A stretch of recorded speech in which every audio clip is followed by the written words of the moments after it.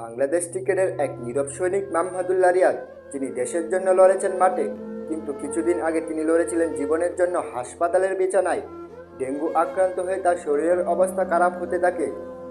জ্বর, ব্যথা, দুর্বলতা, তারপর হঠাৎ রক্তচাপ নেমে যায়। চিকিৎসকরা দ্রুত সিদ্ধান্ত নেন তাকে নিতে হবে সিসিইউতে, নিবিড় পরিচর্যা কেন্দ্রে।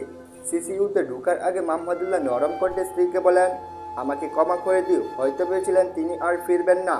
এই কথাটা শুনে স্তব্ধ হয়ে যান তার স্ত্রী। চোখ বেয়ে নেমে আসে অশ্রু। জীবনের সবচেয়ে কঠিন মুহূর্ত ছিল সেটা, কিন্তু মহান আল্লাহ, পরম দয়ালু সেই সৃষ্টিকর্তা, যিনি মৃত্যুর দ্বার থেকে ফিরিয়ে আনলেন মাহমুদুল্লাহকে। উন্নত চিকিৎসার পর ধীরে ধীরে উন্নতি হতে থাকে তার শরীরে।